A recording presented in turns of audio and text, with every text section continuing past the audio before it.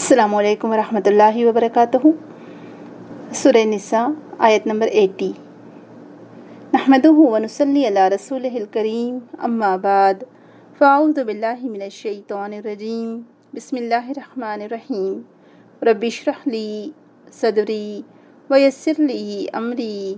वहलुल उक़दतम मिन लिसानी यफ़क़हू क़ौली अल्लाहुम्मा अरिनल हक़्क़ हक़्क़न वरज़ुक़ना इत्तिबाअ व अरिनल बातिला बातिलन वरज़ुक़ना इज्तिनाबा। आमीन या रब्बल आलमीन। सूरह निसा आयत नंबर 80 से हम देखेंगे। उम्मीद है आपकी ईद अच्छी गुजरी होगी। अल्लाह ताला सबके घर में आफ़ियत रखे, अपनी हिफ्ज़ अमान में रखे, सबको हर किस्म की बीमारी, शर और फितनों से बचाए। आमीन। अब ईद की गहमा गहमी भी ख़त्म हो चुकी होगी और सब वापस रूटीन पर आ चुके होंगे, लिहाजा हमको अब इस पर ध्यान देना चाहिए। वैसे ही हमारे बहुत सारे लेसन्स मिस हो गए हैं, छुट्टियां हो गई हैं बाज़ मसरूफ़ियत की वजह से, और ईद भी बीच में आ गई थी। बहरहाल मुसलमानों के लिए 2 त्यौहार हैं और मुसलमानों को इसमें एंजॉय भी करना चाहिए। अल्लाह ताला से दुआ है कि अल्लाह ताला तमाम लोगों की क़ुरबानियों को और इन 10 दिनों की इबादत को कबूल फरमाए। आमीन। आज की आयत बहुत अहमियत की हामिल है। वैसे तो क़ुरआन करीम की हर आयत ही बहुत ज़्यादा अहम है, अल्हम्दुलिल्लाह, हम सभी जानते हैं, क्योंकि अल्लाह का कलाम है और अल्लाह ताला ने कोई अबस बात नहीं फरमाई है। लेकिन फिर भी आज की जो आयत हैं उसमें जो गौर व फ़िक्र की बात की गई है उस पर हमें ज़्यादा गौर व फ़िक्र करना है, ताकि हम भी अपने अंदर वो बसीरत, वो फ़हम, वो तदब्बुर, वो तफ़क्कुर पैदा कर सकें, जैसे कि सहाबा किराम में था, ताबईन और तबा ताबईन में था, और जिसकी तरफ अल्लाह सुब्हानहू व तआला ने हमें दावत दी है, तो हमें भी अपने अंदर वो पैदा करने की ज़रूरत है। आइए देखते हैं अल्लाह ताला हमसे क्या फरमा रहा है। आयत नंबर 80। बिस्मिल्लाहिर्रहमानिर्रहीम। मन युतिइर रसूल फ़क़द अताअल्लाह व मन तवल्ला फ़मा अरसलनाका अलैहिम हफ़ीज़ा। और हमने आप सल्लल्लाहु अलैहि वसल्लम को सब लोगों के लिए रसूल बनाकर भेजा है। जो पिछली आयत थी उसका कंटिन्यूशन हम थोड़ा सा देखते हैं, क्योंकि तर्जुमा समझ में आएगा। और इस बात पर अल्लाह की गवाही काफ़ी है, जिस किसी ने रसूल की इताअत की तो उसने अल्लाह की इताअत की, और अगर कोई मुंह मोड़ता है तो हमने आपको उन पर पासबान बनाकर नहीं भेजा। यहाँ पर रसूल अकरम सल्लल्लाहु अलैहि वसल्लम की रिसालत की बात की गई है, और हम सभी जानते हैं कि रसूल अकरम सल्लल्लाहु अलैहि वसल्लम आखिरी नबी हैं। आपके बाद अब कोई नबी नहीं आने वाले, ना ही कोई किताब नाजिल होगी, ना कोई नबी आएगा। रसूल अकरम सल्लल्लाहु अलैहि वसल्लम को इसलिए ख़ातिमुन नबिय्यीन कहा जाता है। और अल्लाह ताला की गवाही से बढ़कर किसकी गवाही हो सकती है? तो अल्लाह ताला ने आप सल्लल्लाहु अलैहि वसल्लम की रिसालत की ख़बर देते हुए यहाँ फरमाया कि ए मोहम्मद सल्लल्लाहु अलैहि वसल्लम, हमने आपको लोगों के लिए रसूल बनाकर भेजा है, और इस बात पर सिर्फ अल्लाह की गवाही काफ़ी है। और अल्लाह ताला ने जब गवाही दे दी कि आप सच्चे रसूल हैं, तो चाहे अब आपको कोई रसूल माने या ना माने, जो भी आपको रसूल मानता है इसमें उसका ख़ुद फ़ायदा है, जो आपको रसूल नहीं मानता, यानी आखिरी नबी नहीं मानता, उसमें उसका ख़ुद का नुकसान है। और आप अल्लाह ताला के सच्चे रसूल हैं, ये साबित हो चुका। आपके दलाइलुन नबुव्वा के नाम से इमाम बैहक़ी रहमहुल्लाह ने बहुत सारी किताबें लिखी, कई वॉल्यूम्स हैं, और उन्होंने कई दलाइल दिए हैं जिसमें उन्होंने साबित किया है कि आप वाकई में अल्लाह के रसूल सल्लल्लाहु अलैहि वसल्लम थे। और किसी की दलाइल हो ना हो, अल्लाह ताला की गवाही काफ़ी है। अल्लाह ताला ने जब गवाही दे दी तो इससे बढ़कर और क्या सबूत चाहिए। फिर रसूल अकरम को जो फ़तेह और नुसरत, जो कामरानियाँ मिली, जो आपको मौजज़ात दिए गए, जो आपकी सत बय्यिनात थीं, अल्लाह ताला ने आपकी ताईद और नुसरत की, ये सबसे बड़ी निशानी है कि आप वाकई में अल्लाह के रसूल हैं। और सूरह अनआम में अल्लाह ताला फरमाते हैं, क़ुल अय्यु शैइन अकबरु शहादतन क़ुलिल्लाहु शहीदुम बैनी व बैनकुम।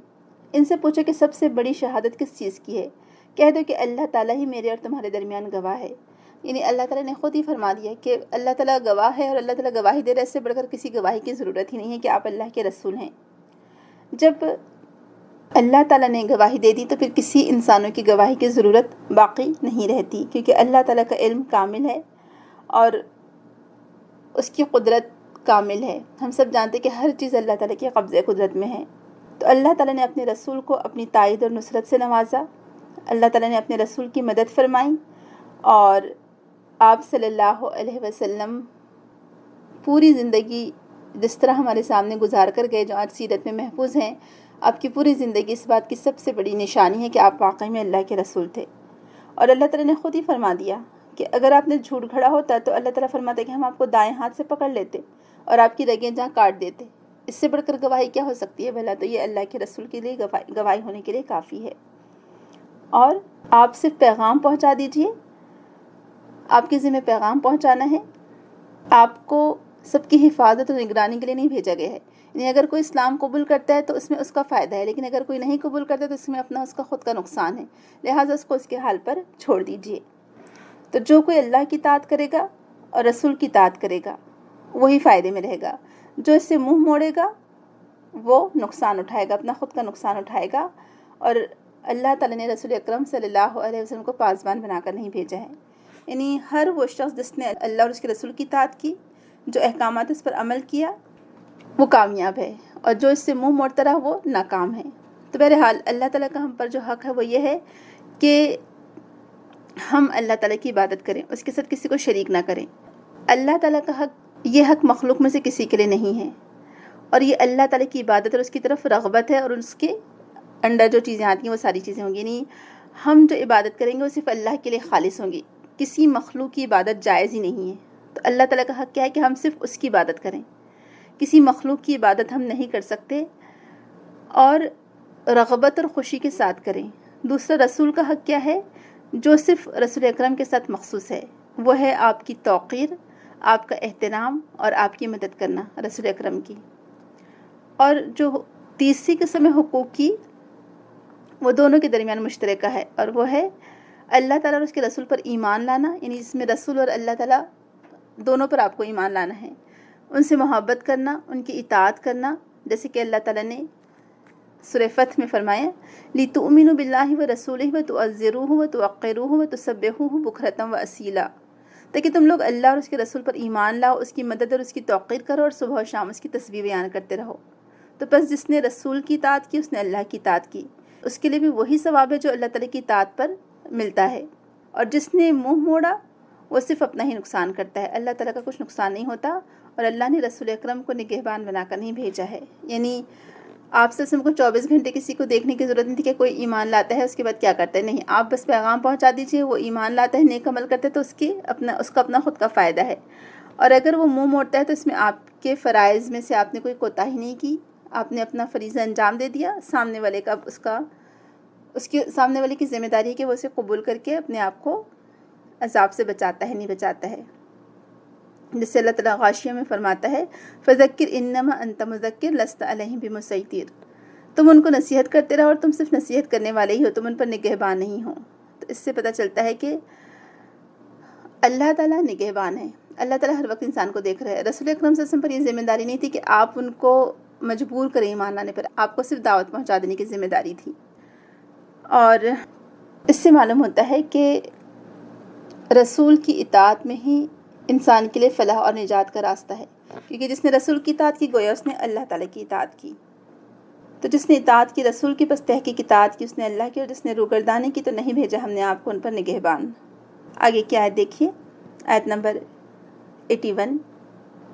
وَيَقُولُونَ طَاعَةٌ فَإِذَا بَرَزُوا مِنْ عِنْدِكَ بَيَّتَ طَائِفَةٌ مِّنْهُمْ غَيْرَ الَّذِي تَقُولُ وَاللَّهُ يَكْتُبُ مَا يُبَيِّتُونَ فَأَعْرِضْ عَنْهُمْ وَتَوَكَّلْ عَلَى اللَّهِ وَكَفَى بِاللَّهِ وَكِيلًا۔ اور منافق کہتے ہیں ہمارا کام تو فرما برداری ہے، پھر جب نکلتے ہیں وہ آپ کے پاس سے تو رات کو مشورہ کرتا ہے ایک گروہ ان میں سے خلاف اس بات کے جو کہتے ہیں آپ، اور اللہ لکھتا ہے جو وہ رات کو مشورہ کرتے ہیں، بس اعراض کریں آپ ان سے اور توکل کریں اللہ پر، اور کافی ہے اللہ کارساز۔ وہ آپ صلی اللہ علیہ وسلم سے تو کہتے ہیں کہ ہم اطاعت کریں گے، لیکن جب آپ کے ہاں سے چلے جاتے ہیں تو ان میں سے کچھ لوگ رات کو جمع ہو کر آپ کی باتوں کے برعکس مشورے کرتے ہیں، اور جو وہ مشورے کرتے ہیں اللہ انہیں لکھتا جاتا ہے، لہٰذا ان کی پرواہ نہ کیجیے اور اللہ پر بھروسہ کیجیے، اور اللہ پر بھروسہ کرنا ہی کافی ہے۔ یہاں پر منافقین کے بارے میں بات کی گئی ہے، جیسے کہ ہم سبھی جانتے ہیں کہ منافقین ہمیشہ رسول اکرم صلی اللہ علیہ وسلم کے خلاف ہی کام کیا کرتے تھے، یعنی ان کا مقصد ہی یہ تھا، یعنی انہوں نے ایمان کسی اور مقصد کے لیے نہیں لایا تھا، بلکہ وہ ایمان اس لیے لائے تھے کہ مسلمانوں کے بیچ رہ کر دھوکہ دیں۔ اور ایسے منافقین آپ کو ہر دور میں مل جائیں گے جو اپنے ہی لوگوں میں پھوٹ ڈالتے ہیں اور بیچ میں رہ کر دونوں طرف کی باتیں سن کر الٹا اسلام کو نقصان پہنچاتے ہیں۔ تو یہاں پر کہا جا رہا ہے کہ وہ کہتے ہیں مان لیا، یعنی جب وہ آپ کے پاس ہوتے ہیں تو اطاعت کا اظہار کرتے ہیں، جب وہ آپ کے پاس سے چلے جاتے ہیں یعنی اکیلے اپنے خود کے لوگوں میں ہوتے ہیں تو کہتے ہیں کہ ہم تو نہیں ایمان لائے، اور مشورہ کرتے ہیں رات میں۔ بیت طائفۃ کا لفظ ہے، یعنی ایک گروہ ان میں کا۔ بیت اصل میں یہاں پر جو بیت گھر کو بھی کہتے ہیں جہاں انسان رات گزارتا ہے، اسی لیے اس کو بیت کہا جاتا ہے کیونکہ وہاں انسان رات گزارتا ہے۔ اور بیت طائفۃ کیونکہ جتنے بھی جو مشورہ تو نہیں کہیں گے اس کو، یہاں پر جتنی بھی جو پلاننگ کی جاتی ہے، مکر و فریب، کسی کو دھوکہ دینے کے لیے، وہ راتوں میں کی جاتی ہے۔ تو یہاں یہ اسی معنوں میں لفظ آیا ہے کہ وہ راتوں کو بیٹھ کر پلاننگ کرتے ہیں مسلمانوں کو نقصان پہنچانے کے لیے۔ تو ان کا مقصد کیا ہے راتوں میں مشورے کرنے کا؟ وہ کسی اچھے مقصد کے لیے نہیں کرتے ہیں، بلکہ وہ مسلمانوں کو نقصان پہنچانے کے لیے خفیہ مشورے، یعنی منافقین آپ صلی اللہ علیہ وسلم کے سامنے تو آپ کی اطاعت کا دم بھرتے ہیں اور مسلمانوں کی خیر خواہی کی باتیں کرتے ہیں، لیکن جب خفیہ طور پر بیٹھتے ہیں اور مشورے کرتے ہیں تو بالکل الگ ہوتی ہے ان کی سوچ، ان کی فکر۔ وہ یہ سوچتے ہیں کہ مسلمانوں کو کیسے نقصان پہنچایا جا سکتا ہے تاکہ ان کی قوت کو کمزور کیا جا سکے اور ان سے پیچھا چھڑایا جا سکے یا ان کو مدینہ سے نکالا جا سکے۔ غرض وہ آپس میں بیٹھ کر یہودیوں کے ساتھ مل کر گٹھ جوڑ کرتے رہتے ہیں اور سازشیں کرتے رہتے ہیں، ناپاک سازشیں۔ تو آپ کو کیا کہا جا رہا ہے کہ ایسے وقت میں آپ صرف اللہ پر بھروسہ کریے، اللہ تعالیٰ ان سے خود نمٹ لے گا۔ آپ دیکھیں ہر دور میں ایسا ہوتا آیا ہے کہ جو بھی انبیاء کرام تھے جب انہوں نے دعوت دی تو جو دشمن ہوتے تھے قوم کے، وہ لوگ ہمیشہ اسی طرح سے رسولوں کے خلاف مشورے کیا کرتے تھے، یعنی ان کو رسولوں کی بات پسند نہیں آتی تھی، کیونکہ ہمیشہ جب بھی رسولوں نے قوم کی خیر خواہی کی اور جو لوگ تھے وہ اپنے خیر خواہی کے دشمن ہو گئے، ان کو یہ بات بھی نہیں سمجھ میں آتی تھی کہ یہ رسول ہماری خیر خواہی کے لیے آئے ہیں، ہماری خیر خواہی کا ہی ہم کو مشورہ دے رہے ہیں۔ تو معاشرے میں آپ کو ایسی قسم کے لوگ ہمیشہ ملتے رہیں گے یا مل جائیں گے۔ آج آپ اپنے آس پاس بھی دیکھ سکتے ہیں کہ جو دین کے داعی ہوتے ہیں، جو خیر پھیلانا چاہتے ہیں، جو شر کو روکنا چاہتے ہیں، ایسے لوگ کچھ لوگوں کو پسند نہیں آتے، کیونکہ ان کو لگتا ہے کہ ہمارا شر پھیلنا بند ہو جائے گا، ہماری جو ایک دھاک ہے وہ ختم ہو جائے گی، یہ اچھے لوگوں کی طرف لوگ دیکھیں گے اور لوگوں کو اچھائی اور برائی میں فرق محسوس ہونے لگے گا۔ لہٰذا آج بھی پلاننگ ہوتی ہے اور یہ پلاننگ ہمیشہ سے ہوتی آئی ہے، چاہے وہ نوح علیہ السلام کی قوم کے لوگ ہوں، چاہے وہ قوم عاد ہو، قوم سمود ہو، صالح علیہ السلام اور ہود علیہ السلام کی قوم کے لوگ، یا موسیٰ علیہ السلام کی قوم کے لوگ رہے ہوں، جیسے فرعون نے تدبیر کی، یعنی کیسی چالیں چلا فرعون، لیکن ہمیشہ دشمنوں کی چالیں اکارت ہی گئیں اللہ تعالیٰ کے سامنے۔ تو بہرحال اللہ تعالیٰ یہاں پر اپنے نبی کو فرما رہا ہے کہ آپ فکر مت کریے، آپ کے لیے تو اللہ تعالیٰ ہی کافی ہے، آپ اللہ پر بھروسہ کریے۔ وَكَفَى بِاللَّهِ وَكِيلًا، وکیل کارساز کو کہتے ہیں، جو آپ کا سارا کام کر دے، جو آپ کی طرف سے کافی ہو جائے، جو آپ کی کفالت کرے، جو آپ کو یعنی آپ کو بچا کر نکال لے جائے۔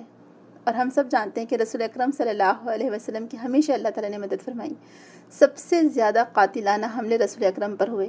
بعض روایت سے پتہ چلتا ہے سیرت کی کتابوں سے کہ 22 سے زیادہ یا 24 قاتلانہ حملے ہوئے آپ پر، لیکن اللہ تعالیٰ نے آپ کو بچا لیے، محفوظ رکھا۔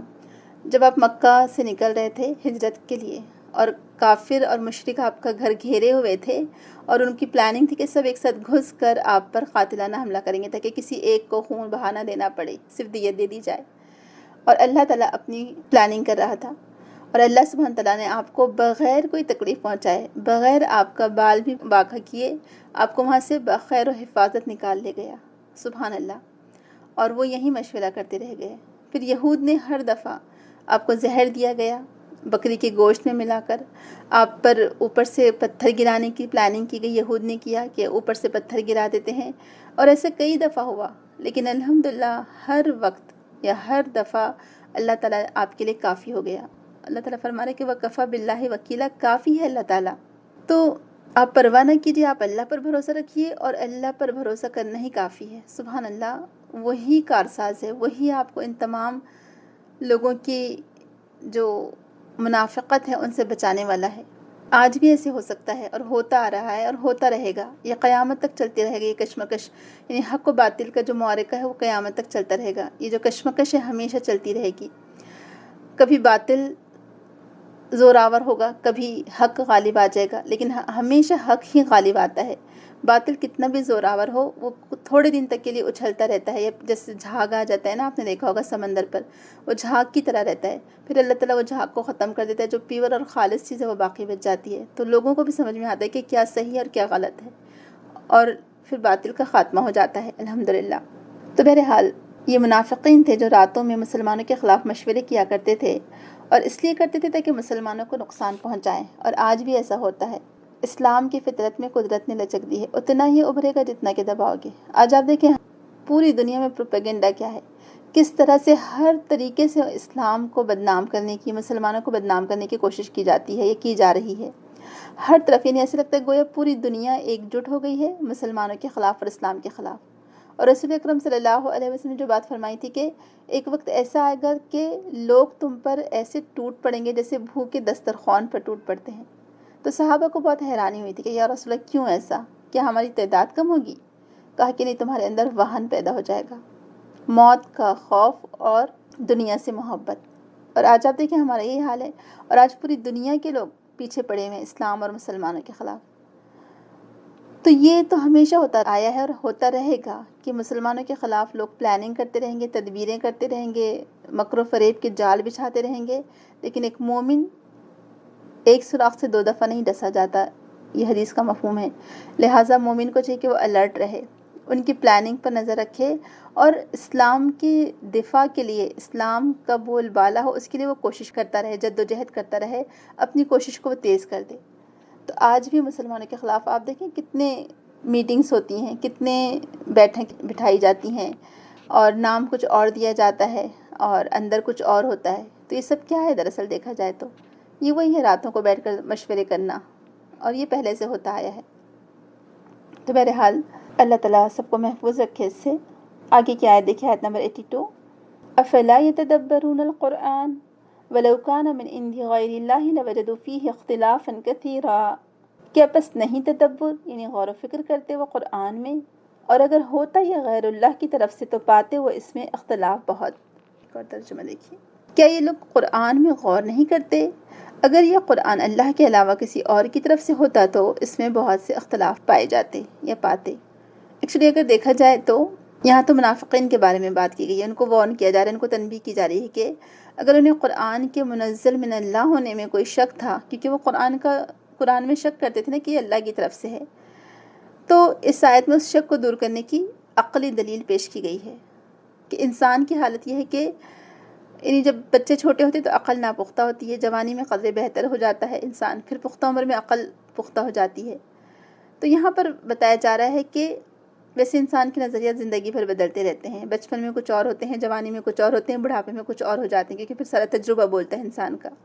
اور انسان جس ملک کے شہر میں رہتا ہے وہاں کے ماحول کے اثر کو بھی قبول کرتا ہے، کبھی انسان غصے میں ہوتا ہے، کبھی دہشت زدہ ہوتا ہے، کبھی خوف زدہ ہوتا ہے۔ تو یہی انسان کی جو کیفیت ہے افراط و تفریط کی، اس میں انسان کے جذبات کا پتہ چلتا ہے۔ تو بہرحال انسان اگر خود اپنی ہی کتاب لکھے تو وہ اس میں بہت سارے اختلاف پائے گا، لیکن یہ کتاب جو 23 سال کے عرصے میں نازل ہوئی، 13 سال مکہ میں اور 10 سال مدینہ میں، لیکن اگر آپ اس کتاب کو شروع سے آخر تک پڑھتے رہیں آپ کو کہیں اختلاف نظر نہیں آئے گا۔ الحمدللہ، سبحان اللہ، یہ اللہ کا کلام ہے، یعنی ادبی لحاظ سے اس کی فصاحت و بلاغت میں کہیں کوئی فرق نہیں ہے، نہ اس کے نظریات میں، نہ اس کی اخلاقی اقدار میں، کہیں آپ کو کوئی اختلاف نہیں ملے گا۔ اور الحمدللہ کیونکہ یہ اللہ کا کلام ہے، اس میں اختلاف ہو ہی نہیں سکتا کہ کئی لوگ آئے اور انہوں نے اس کے لیے کوشش بھی کی کہ وہ اس میں سے اختلافات ڈھونڈ کر لوگوں کو بتائیں، لیکن وہ سب صرف اور صرف سرسری طور پہ انہوں نے اس کو قرآن کو پڑھا ہوگا، اگر وہ گہرائی سے قرآن کا مطالعہ کرتے تو وہ اس میں کوئی اختلاف نہ پاتے۔ یہ اللہ تعالیٰ کے علاوہ کسی اور کی طرف سے ہوتا تو اس میں بہت سارا اختلاف پایا جاتا تھا، لیکن یہ اللہ کی طرف سے ہے، لہٰذا اس میں کوئی اختلاف نہیں پایا جاتا۔ تو یہاں پر کہا جا رہا ہے کہ کیا یہ غور و فکر نہیں کرتے؟ افلا یتدبرون القرآن، کیا یہ قرآن کی آیات پر تدبر نہیں کرتے؟ اب یہ جو لفظ تدبر ہے یہ قابل غور ہے، ویسے یہ آگے بھی آئے گا انشاءاللہ، ہم وہاں پر بھی اس کو دیکھیں گے۔ تدبر دبر سے نکلا ہے، دال بارا اس کا روٹ ہے۔ دبر کسی چیز کی پچھلی طرف، پشت یا پچھلے حصے کو کہتے ہیں، اور ادبر مبانی پیٹھ پھیرنا ہے، اور تدبر بمانی کسی کام کے انجام کو سوچنا۔ تدبر مانی کسی کام کے انجام کو سوچنا، نتائج پر غور و فکر کرنا، پھر اس کے مطابق لائحہ عمل بنانا، اور اسی بات کا نام تدبیر ہے۔ تو بہرحال اللہ تعالیٰ نے کئی دفعہ یہ آیت قرآن میں پیش کی ہے کہ افلم یدبروا القول ام جاءہم ما لم یأت آباءہم الاولین، کیا انہوں نے اس کلام میں غور نہیں کیا یا ان کے پاس کوئی ایسی چیز آئی ہے جو ان کے پہلے باپ دادوں کے پاس نہیں آئی تھی؟ تو یہاں پر تدبر کسی چیز کے پیچھے حصے کی طرف سے آنا، غور و فکر کرنا۔ قرآن کریم میں اس کے لیے 5 الفاظ استعمال ہوئے، باقی جو الفاظ ہیں وہ دیکھنے کے معنوں میں آتے ہیں تو وہ ہم رہنے دیتے ہیں۔ 5 الفاظ استعمال کیے: تفکر، تدبر، تفقہ، ادکر، استنبطا، یہ 5 الفاظ آئے ہیں، اور آگے کی آیت میں ہم وہ استنباط کے ہی معنی پڑھیں گے انشاءاللہ۔ تدبر کیا ہوتا ہے؟ اس تدبر کا جو ایکچولی اس میں جو 5 الفاظ میں جو فرق ہیں، تو تدبر کسی معاملے کے انجام پر نظر رکھنا اور اس کے لیے لائحہ عمل سوچنا، یعنی آپ جو بھی کام کرنے والے ہیں تو آپ پہلے سوچنا کہ اس کا انجام کیا ہونے والا ہے، یا یہ کام کو انجام دینے کے بعد کیا کیا مراحل سے گزرنا پڑے گا یا کن حالات سے گزرنا پڑے گا، اور اس کے لیے بھی پھر کوشش کرنا ہے کہ اچھا ٹھیک ہے، اچھا جیسے مثال کے طور پر آپ سفر کے لیے نکل رہے ہیں، آپ نے سوچا کہ اچھا فلاں جگہ راستے میں کچھ مسئلہ آئے گا آپ کو، یعنی وہاں پر ہو سکتا ہے اتنے کلومیٹر تک آپ کو یا تو روشنی نہیں ملے گی، یا اتنے کلومیٹر تک آپ کو وہاں پر کوئی ہوٹل نہیں ملے گا راستے میں کھانا کھانے کے لیے، یا واش رومس نہیں ہیں۔ تو آپ نے ایسی پلاننگ کرنا کہ ٹھیک ہے راستے میں یہ مسئلہ درپیش ہوگا، لہٰذا پہلے سے کھانے پینے کی چیزیں تیار رکھ لی جائے تاکہ وہ راستے میں جہاں پر ہم کو ہوٹلس نہیں ملیں گے وہاں پر ہم یہ اپنے ساتھ رکھا ہوا کھانا کھا لیں گے، یعنی لائحہ عمل مرتب کرنا، یعنی پہلے سے وہ تمام چیزوں کو دیکھ کر پلاننگ کرنا کہ جو اس معاملے میں اس راستے میں بیچ میں آنے والی ہیں جو آپ کو درپیش ہوں گی، یہ تدبر کے معنی ہوتے ہیں۔ اور قرآن میں تدبر کیا ہے کہ چونکہ اللہ تعالیٰ نے یہاں پر اپنی کتاب میں تدبر کرنے کا حکم دیا ہے، یہ خاص بات قابل غور ہے، تو یہاں پر تدبر سے مراد ہے کتاب اللہ کے معنی میں غور و فکر کرنا۔ غور سے سنیے گا، بلکہ آپ اس کو نوٹ کر لیں، اللہ کی کتاب کے معنی میں غور و فکر کرنا، اس کے جو بھی نتائج ہو سکتے ہیں، جو اس کی شروعات ہو سکتی ہے یا اس کا جو انجام ہو سکتا ہے، اس کے لوازم، یعنی اس کے لیے جو بھی آپ کے پاس یعنی آپ سامان آپ کے پاس ہونا چاہیے،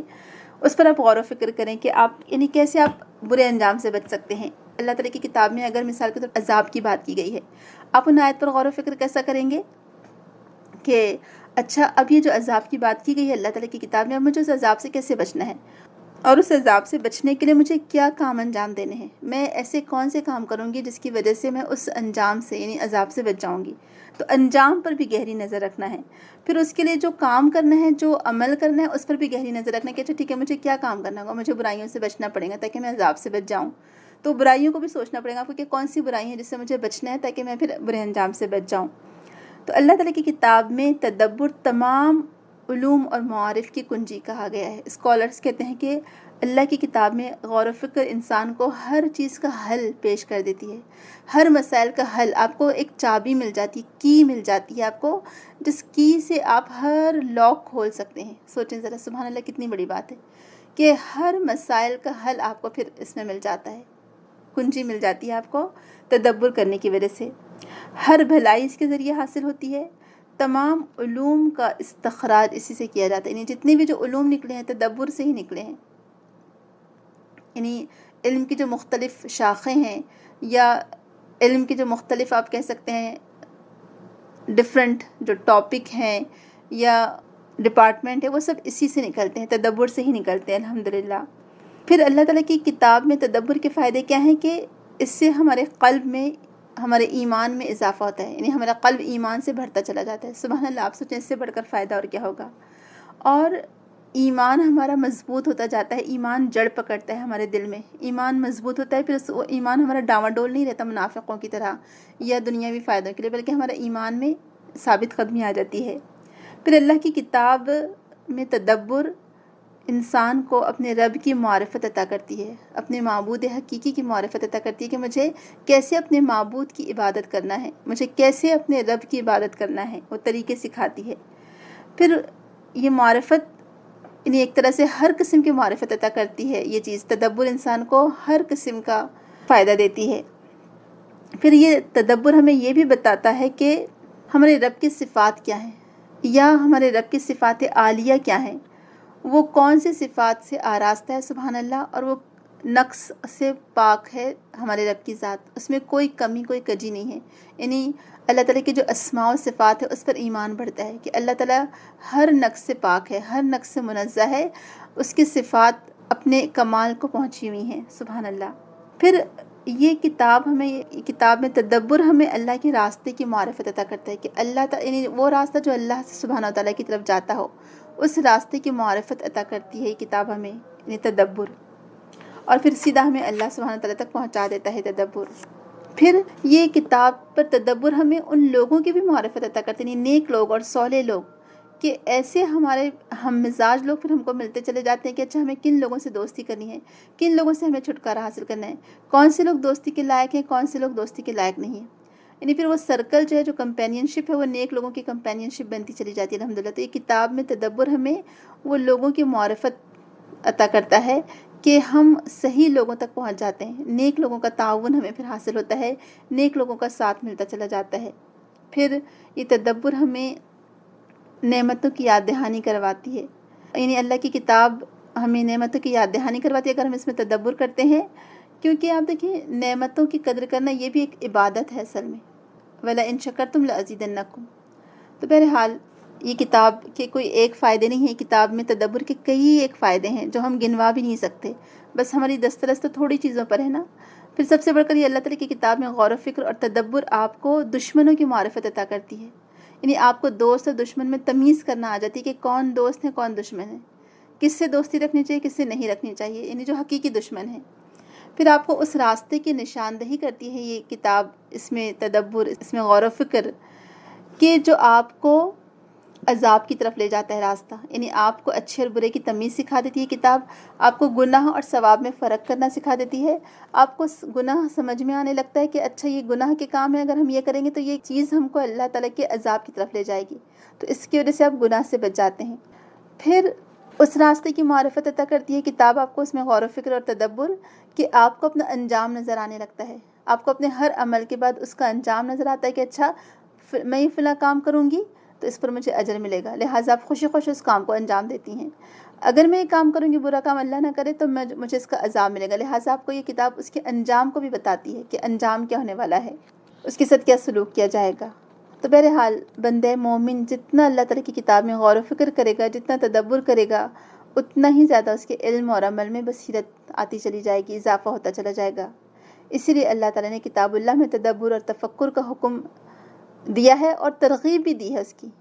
اور آگاہ فرمایا ہے کہ قرآن عظیم کو نازل کرنے کا مقصد بھی یہی ہے کہ اس میں غور و فکر کیا جائے، اس میں تدبر کیا جائے۔ میری عزیز بہنوں، آپ خود سوچیں کہ ہم میں سے کتنے لوگ ہیں جنہوں نے قرآن میں کبھی غور و فکر کیا ہو، کبھی تدبر کیا ہو۔ ہم کو تو بس بغیر سمجھے، بلا سمجھے بوجھے صرف تلاوت پر ہم بھاگتے چلے جاتے ہیں۔ تو اگر ہم چونکہ جو لوگ نان عرب سے اور جو عربی اتنے اچھے سے نہیں جانتے، ان کو اگر عربی ڈائریکٹ سمجھ میں نہیں آتی تو ان کو اس کا ترجمہ بھی پڑھنا پڑے گا اس کو سمجھنے کے لیے، پھر اس کے معنی، اس کی آیات پر غور و فکر کرنا پڑے گا۔ اللہ سبحانہ وتعالیٰ سورہ صاد میں فرماتا ہے کتاب انزلناہ الیک مبارک لیدبروا آیاتہ ولیتذکر اولو الالباب،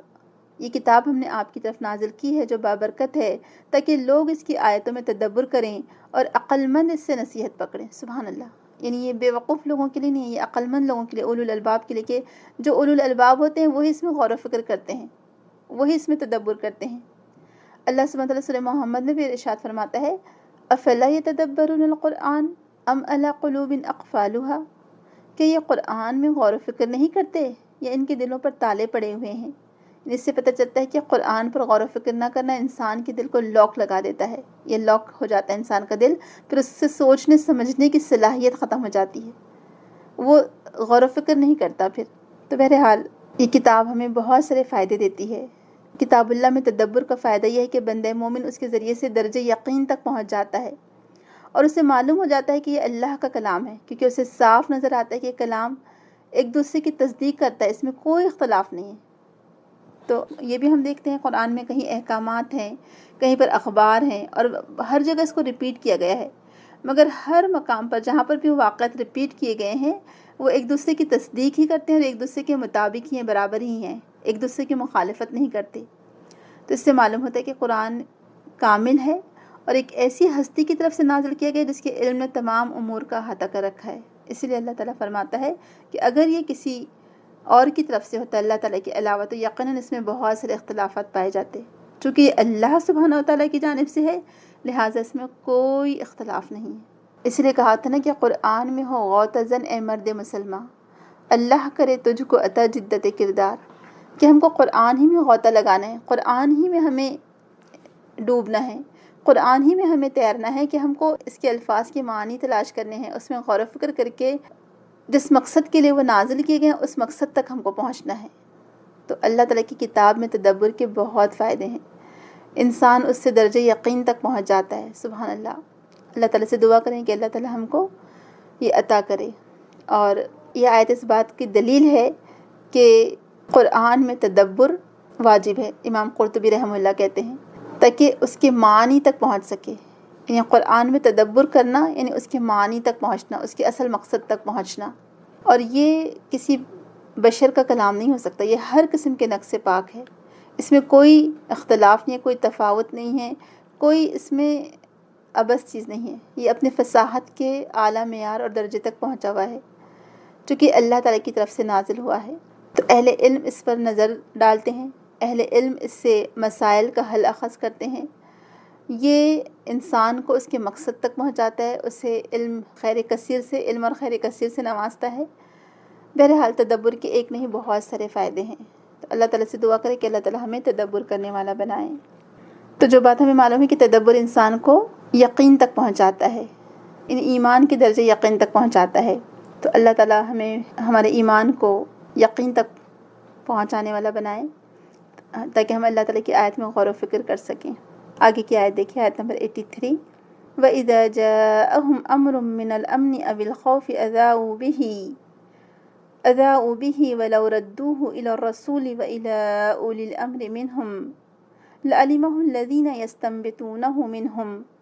وَلَوْلَا فَضْلُ اللَّهِ عَلَيْكُمْ وَرَحْمَتُهُ لَاتَّبَعْتُمُ الشَّيْطَانَ إِلَّا قَلِيلًا۔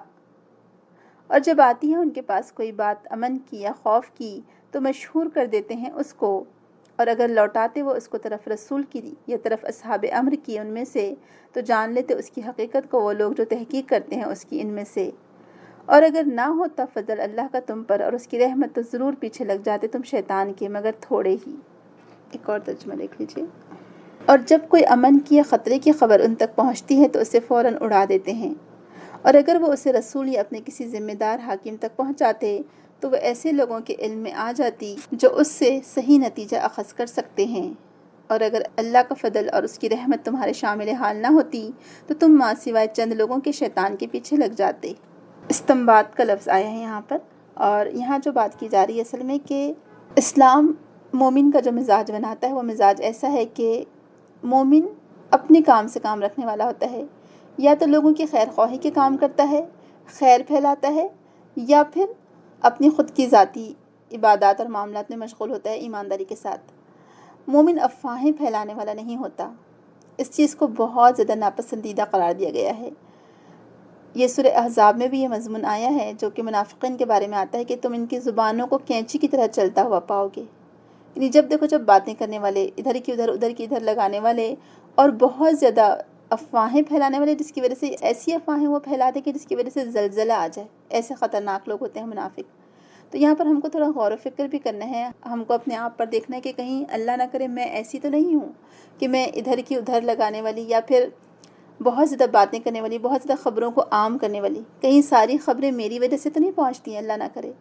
اردو میں ایک نام ہے اس کے لیے بی جمالو، تو بی جمالو نہ بنے کبھی بھی۔ اور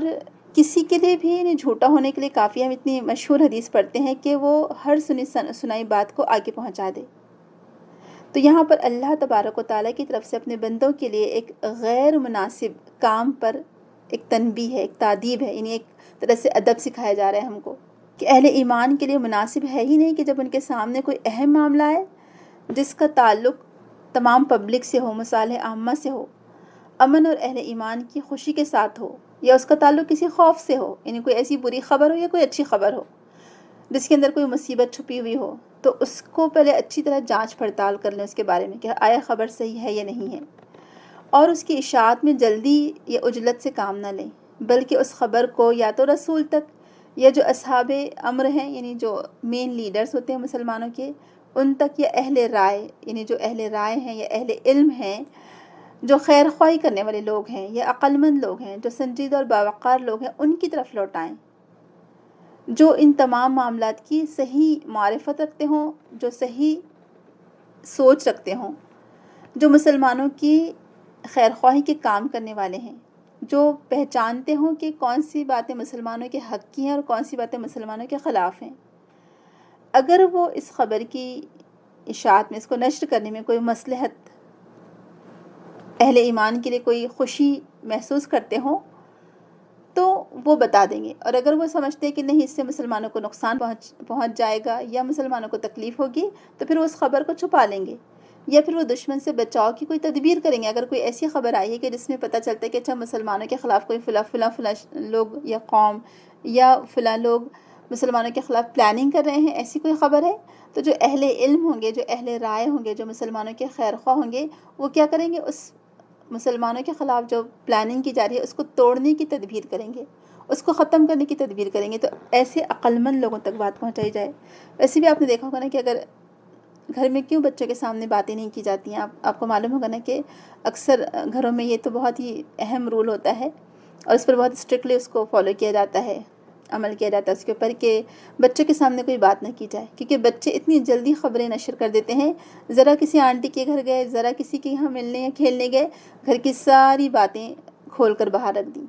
اس لیے بچوں کے سامنے امپورٹنٹ باتیں نہیں کرنی چاہیے، کیونکہ بچے ہوتے ہیں، ان کو سمجھ ہی نہیں ہوتی کہ کون سی خبر کہاں دینی چاہیے اور کون سی خبر نہیں دینی چاہیے۔ تو بہرحال یہاں پر مسلمانوں کو ایک ادب سکھایا جا رہا ہے اور ایک تنبیہ کی جا رہی ہے کہ تم خبریں ادھر ادھر نہ پہنچا دو، یا خبریں پہلے ہی عام اور نشر نہ کر دو، بلکہ خبروں کو ذمہ داران تک پہنچاؤ،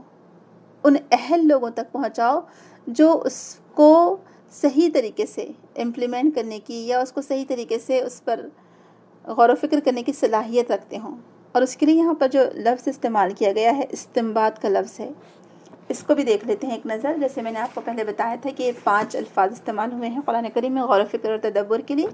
پہلے تھا تفکر، پھر تدبر، تفقہ، ادکرا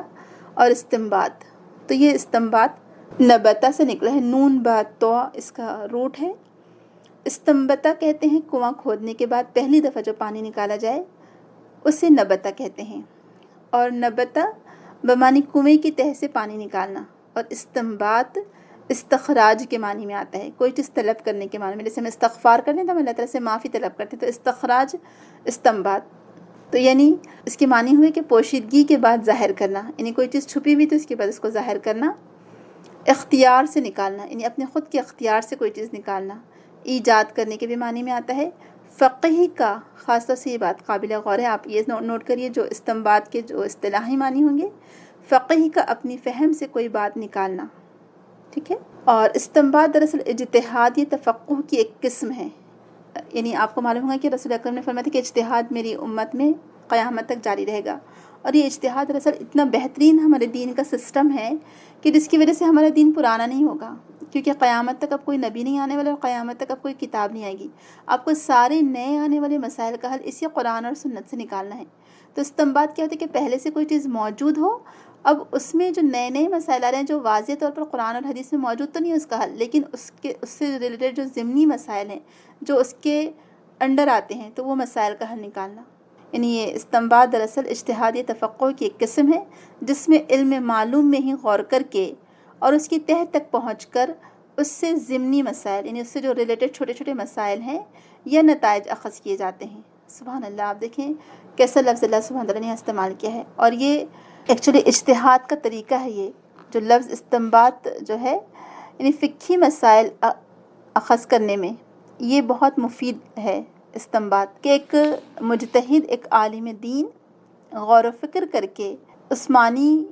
یعنی اس لفظ کے معنی میں، یعنی جو بھی مسائل آئے ہیں تو اس سے ریلیٹڈ جو قرآن میں چیزیں آئی ہیں اس میں غور و فکر کر کے وہ مسائل کا حل اخذ کرتا ہے۔ تو استنباط غور و فکر کر کے کوئی مسئلے کا حل نکالنا، اخذ کرنا، یعنی یہ معلوم علم ہوتا ہے، یعنی جیسے قرآن اور سنت پہلے سے موجود ہے الحمدللہ، چیزیں بھی اس میں موجود ہیں الحمدللہ، بہت سارے مسائل کا حل بھی آلریڈی موجود ہے، لیکن اب کوئی نیا مسئلہ آیا ہے تو اس کا حل نکالنا، پھر نتیجہ بھی اخذ کرنا کہ اس سے پھر یعنی قرآن اور سنت کے خلاف کوئی بات نہ جائے، قرآن اور سنت کے مزاج کے مطابق ہی بات رہے، تو یہ استنباط ہے اصل میں۔ تو یہاں کہا جا رہا ہے کہ کوئی بھی خبر ادھر ادھر نشر نہ کر دو، بلکہ اس کو ذمہ داران تک پہنچاؤ، یا جو اہل الرائے ہیں یا جو اہل علم ہیں ان تک پہنچاؤ۔ تو تحقیق کرنے والے اس کی تحقیق کر لیتے، یعنی وہ منافقین کیا کرتے تھے کہ جو بھی خبریں مدینہ میں آتی اس کو بلا جھجک نشر کر دیتے تھے، کیونکہ جنگ احد کے بعد مسلمانوں پر بہت ساری مشکلات آئیں اصل میں، جو آس پاس کے قبیلے تھے ان کی ہمتیں اور زیادہ ہو گئیں اور وہ مسلمانوں پر حملہ کرنے کے بارے میں سوچنے لگے، بہت سارے لوگوں نے مسلمانوں کو ختم کرنے کی سازش کی، آس پاس کے سارے قبائل تیار ہو گئے۔